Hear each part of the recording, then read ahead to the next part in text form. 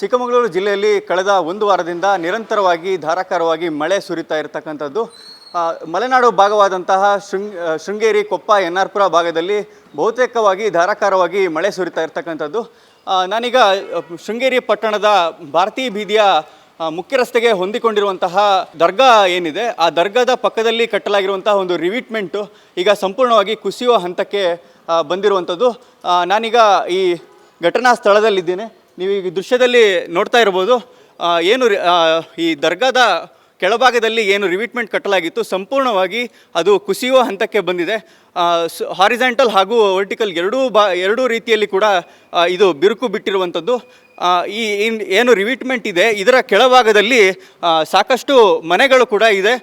ಹಾಗೆ ಮನೆಗಳು, ವಾಣಿಜ್ಯ ಸಂಕೀರ್ಣ ಕೂಡ ಇಲ್ಲೇ ಇರುವಂಥದ್ದು. ಸುಮಾರು 15ರಿಂದ 20 ಕುಟುಂಬಗಳು ಈ ಭಾಗದಲ್ಲಿ ವಾಸ ಮಾಡ್ತಾ ಇರ್ತಕ್ಕಂಥದ್ದು.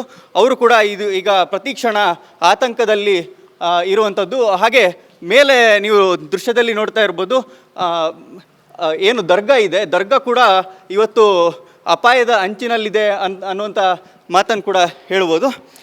ನಮ್ಮ ಜೊತೆ ಮಾತನಾಡಲಿಕ್ಕೆ ಇಲ್ಲಿನ ಸ್ಥಳೀಯರಿದ್ದಾರೆ, ಅವ್ರನ್ನೇ ಮಾತಾಡ್ಸೋಣ. ಸರ್, ಇದು ಎಷ್ಟು ಟೈಮ್ ಹಿಂದೆ ಕಟ್ಟಿರುವಂಥದ್ದು? ಶುರು ಮಾಡಿ ಒಂದು 6 ತಿಂಗಳಾಗಿತ್ತು. ಈಗ 2 ತಿಂಗಳಾಗಿದೆ ಮುಗಿದು. ಕೆಲಸ ಮುಗಿದು 2 ತಿಂಗಳಾಗಿದೆ. ಬಟ್ ಕಳಪೆ ಕಾಮಗಾರಿಯಾಗಿದೆ. ಮಳೆ ಶುರುವಾಗಿ ಒಂದು ವಾರಕ್ಕೆ ಪೂರ ಬಿರಿಬಿಟ್ಟಿದೆ. ಏನು ಒಂದು 80 ಅಡಿ ವಾಲ್ ಅಂತ ಮಾಡಿದ್ದಾರೆ ಅವರು. 80 ಅಡಿ ವಾಲ್ ಪೂರ ಕ್ರ್ಯಾಕ್ ಬಂದಿದೆ. ಕ್ರ್ಯಾಕ್ ಬಂದು ಯಾವುದೇ ಕ್ಷಣದಲ್ಲಿ ಬೀಳ್ಬೋದು. ನಮ್ಮದೇ ಮನೆ ಇದೆ, ಅಲ್ಲಿ ಕಾಣ್ತಿರೋದು ನಮ್ಮ ಮನೆ. ಅದು ನಮ್ಮ ಮನೆ, ನಾವು ಒಂದು 45 ಇಯರ್ಸಿಂದ ಮನೆ ಇದ್ದೀವಿ, ವಾಸ ಮಾಡ್ತಿದ್ದೀವಿ. ಇಷ್ಟು ಯಾವತ್ತೂ ಆಗಿರಲ್ಲ. ಈ ವರ್ಷ ವಾಲ್ ಮಾಡಿದ್ದಾರೆ. ನಾವು ಇರೋಕ್ಕೆ ಹೆದರಿಕೆ ಆಗ್ತಾ ಉಂಟು. ಈಗಾಗಲೇ 25-30 ಜನ ಇದ್ದಾರೆ. ಮಳಿಗೆಗಳಿದ್ದಾವೆ, 4 ಅಂಗಡಿ ಇದ್ದಾವೆ, 3-4 ಮನೆ ಇದ್ದಾವೆ, ವಾಸ ಮಾಡ್ತಿದ್ದಾರೆ. ಅವ್ರಿಗೆ ಏನೋ ಸಮಸ್ಯೆ ಯಾವ ಟೈಮಲ್ಲಿ ಬೇಕಾದ್ರೂ ಆಗ್ಬೋದು. ನಮ್ಮ ಸ್ಥಿತಿನ ನಮಗೆ ನೆನೆಸ್ಕೊಂಡ್ರೆ ನಿದ್ರೆ ಬರಲ್ಲ ರಾತ್ರಿ, ಹಂಗಾಗಿದೆ. ಸರ್, ಇದು ಸುಮಾರು 2 ಕೋಟಿ ವೆಚ್ಚದಲ್ಲಿ ನಿರ್ಮಾಣ ಆಗಿರುವಂಥದ್ದು ಅನ್ನುವಂಥ ಮಾತುಗಳು. 2 ಕೋಟಿ ವೆಚ್ಚ ಅಂತ ಹೇಳಿದ್ದಾರೆ. ನಮಗೆ ನೋಡಿದ್ರೆ 50 ಲಕ್ಷನೂ ಆದಂಗಿಲ್ಲ ಆಗಿದೆ ಕೆಲಸ. ಪೂರಾ ಕಳಪೆ ಕಾಮಗಾರಿ ಮಾಡಿದ್ದಾರೆ. ಕೇಳಿದ್ರೆ ಎಂತ ಮಾಡಲಿಕ್ಕಾಗುತ್ತೆ, ಹಾಗೆ ಹೇಗೆ ಅಂತ ಹೇಳ್ತಾರೆ. ನಮಗೆ ಏನು ಗೊತ್ತಾಗ್ತಿಲ್ಲ. ಸರ್ಕಾರನೇ ಉತ್ತರ ಕೊಡಬೇಕು ನಮಗೆ ಇದಕ್ಕೆ. ಮತ್ತೇನು ನಮಗೆ ಅರ್ಥ ಆಗ್ತಾಯಿಲ್ಲ. ಒಟ್ಟು ನಮಗೆ ಜೀವ ಬೈದಲ್ಲಿದ್ದೀವಿ. ಅಂಗಡಿಗಳಿದ್ದಾವೆ, ಮನೆ ಇದೆ, ಫ್ಯಾಮಿಲಿ ಸಂಸಾರ ಮಾಡ್ತಾಯಿದ್ದಾರೆ. ಏನು ಮಾಡೋದು ನಮಗೆ ಅರ್ಥ ಆಗ್ತಿಲ್ಲ. ಮಾತಾಡಲಿಕ್ಕೂ ನಮಗೆ ಉತ್ತರ ಬರ್ತಾಯಿಲ್ಲ ಹೇಳೋಕ್ಕೆ. ಹಂಗಾಗಿದೆ. ಯಾವ ಕ್ಷಣದಲ್ಲಿ ಬೇಕಾದ್ರೆ ಬೀಳ್ಬೋದು. ವಾಲ್ ಅಂತೂ ಸಿಕ್ಕಾಪಟ್ಟೆ ಮಣ್ಣು, ಒಂದು 1000 ಲೋಡ್ ಮಣ್ಣು ತುಂಬಿದ್ದಾರೆ. ಅದಕ್ಕೆ ವಾಲ್ ಮಾಡಿ 1000 ಲೋಡ್ ಮಣ್ಣು ತುಂಬಿದ್ದಾರೆ.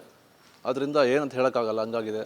ಸರ್, ಈ ಕುರಿತು ಏನಾದರೂ ತಹಶೀಲ್ದಾರ್ ಆಗಿರ್ಬೋದು, ಇಂಜಿನಿಯರ್ ಆಗಿರ್ಬೋದು ನಿಮ್ಮನ್ನು ಸಂಪರ್ಕಿಸಿದ್ರೆ ಅಥವಾ ಮುಂದಿನ ನಿರ್ಧಾರ ಏನು ಸರ್? ನಾವೇ ಅವ್ರು ಸಂಪರ್ಕಿಸಿ ಬೇಡಿಕೆ ಇಟ್ಟಿದ್ದೀವಿ, ಈ ಥರ ಏನು ಮಾಡಬೇಕಂತ. ಅವ್ರು ಏನು ಹೇಳ್ತಾರೆ, ಮನೆ ಖಾಲಿ ಮಾಡಿ, ಅಂಗಡಿ ಖಾಲಿ ಮಾಡಿ ಸದ್ಯಕ್ಕೆ, ಮತ್ತು ನೋಡೋಣ, ಅವ್ರನ್ನ ಕರೆಸ್ತೀವಿ, ಇವ್ರನ್ನ ಕರೆಸ್ತೀವಿ ಅಂತಾರೆ. ಮನೆ ಮೇಲೆ ಬಿದ್ದರೆ ಏನು ಮಾಡೋದು ಅಂತ. ಅದಕ್ಕೇನು ಉತ್ತರ ಕೊಡ್ತಾಯಿಲ್ಲ ಅವರು.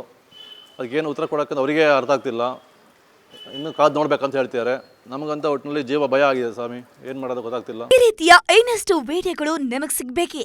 ಹಾಗಾದ್ರೆ ಈಗಲೇ ನ್ಯೂಸ್ ಮಲ್ನಾಡ್ ಚಾನೆಲ್ನ ಸಬ್ಸ್ಕ್ರೈಬ್ ಆಗಿ, ಕೆಳಗಿರೋ ಸಬ್ಸ್ಕ್ರೈಬ್ ಬಟನ್ ಮೇಲೆ ಕ್ಲಿಕ್ ಮಾಡಿ ಉಚಿತವಾಗಿ ಸಬ್ಸ್ಕ್ರೈಬ್ ಆಗಿ.